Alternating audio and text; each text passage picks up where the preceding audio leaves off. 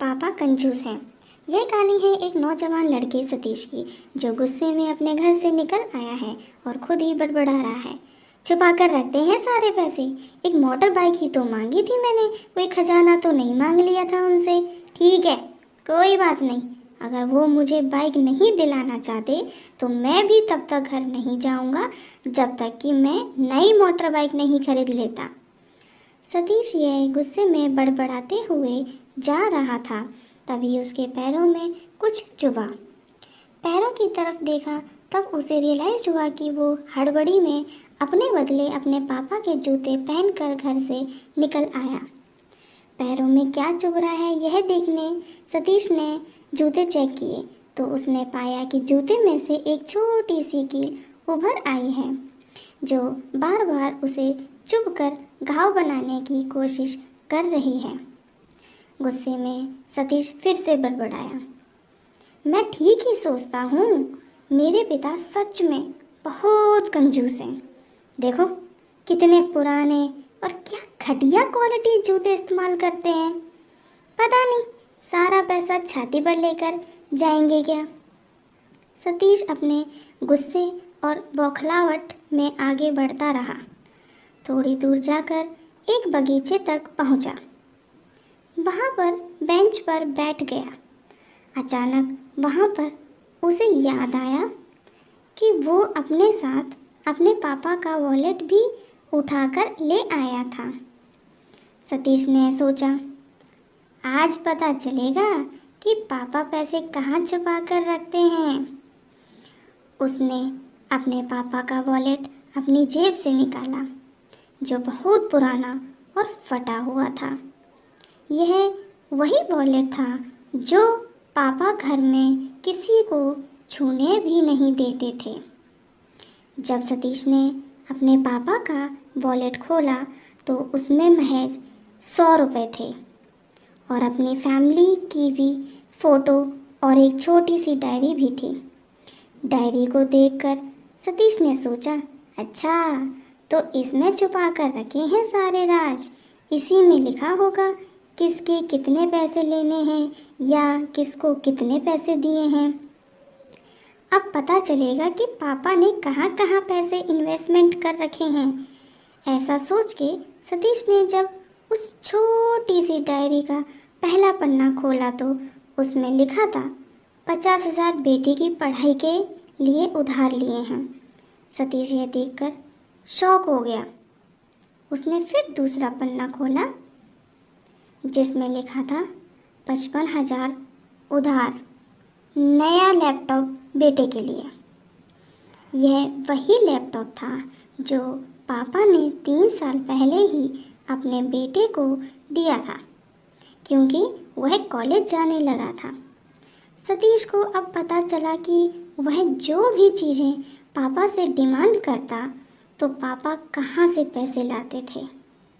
Diary के इन 2 पन्नों ने ही सतीश का गुस्सा पूरी तरह शांत कर दिया और उसके मन को पश्चाताप से भर दिया। सतीश एक एक करके डायरी के पन्ने पलटता रहा और उसकी आंखों में आंसुओं की धार बहने लगी, जो हर पन्ना पलटने के बाद बढ़ती ही गई। उसे पता चलता गया कि पापा ने अपनी फैमिली की ज़रूरतों को पूरा करने के लिए किस किस से कितना उधार लिया है।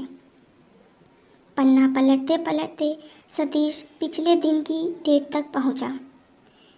पिछले दिन की तारीख वाले पन्ने पर लिखा था 60,000 बेटे की बाइक के लिए।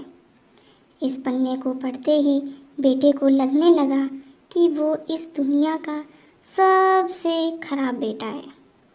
सतीश ने जब डायरी का आखिरी पन्ना खोला तो उसमें लिखा था, अच्छे जूते खरीदने हैं। हालांकि यह लाइन बेटे को समझ में नहीं आई, लेकिन वह अब जल्द से जल्द अपने बाप को मिलना चाहता था। इसलिए वह बेंच से उठा और अपने घर की ओर तेजी से चलने लगा। बगीचे के थोड़ा आगे रास्ते में पानी गिरा हुआ था, जिस पर चलने के बाद सतीश को अपने पैरों में ठंडक महसूस हुई। उसने अपने पैरों से जूते उतार कर देखे तो दोनों जूते नीचे तल से फटे हुए थे, जिनसे पानी रिसकर पैरों तक आ रहा था। जूते में निकली कील भी सतीश के पैर में जख्म बनाने में कामयाब हो गई थी।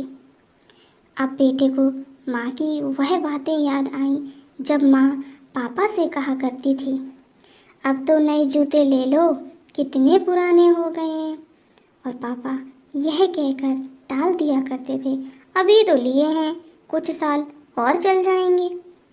बेटे ने दोनों जूते उतार कर फेंक दिए और फूट फूट कर रोने लगा। सतीश बड़ी तेजी से अपने घर की तरफ दौड़ा। न जाने उसमें इतनी ताकत कहाँ से आ गई थी कि रास्ता बहुत लंबा होने के बावजूद वह थोड़ा भी नहीं थका और सीधे अपने घर ही जाकर रुका। घर जाकर उसे पता चला कि पापा घर पर नहीं हैं, मगर उसे पता था कि पापा कहाँ मिलेंगे। वह तुरंत नज़दीक के बाइक डीलर के शोरूम पर गया, जहाँ पर सतीश के पापा उसके लिए नई गाड़ी खरीद रहे थे। सतीश दौड़कर अपने पापा के गले से लग गया और फूट फूट कर रोने लगा। जब पिता ने सतीश से पूछा कि क्या हुआ, तो सतीश ने अपने पिता से माफ़ी मांगी और कहा कि मुझे बाइक नहीं चाहिए, इन पैसों से आप अपने लिए जूते खरीद लीजिए और आगे से मैं कोई भी चीज़ खुद के कमाए पैसे से ही लूँगा। मैं बड़ी मेहनत करूँगा और आपका कर्जा भी चुका दूँगा। यह सब सुनकर पिता की आंखों में भी आंसू आ गए खुशी के। दोस्तों, बड़े खुशनसीब होते हैं वो लोग जिनके माँ बाप होते हैं, लेकिन अक्सर हम माँ बाप की मजबूरियाँ नहीं समझा करते। आशा करती हूँ कि यह कहानी जानने के बाद आप लोग माँ बाप द्वारा इनकार की गई बातों की गहराई को समझने की कोशिश करेंगे और उस पर अमल भी करेंगे। धन्यवाद।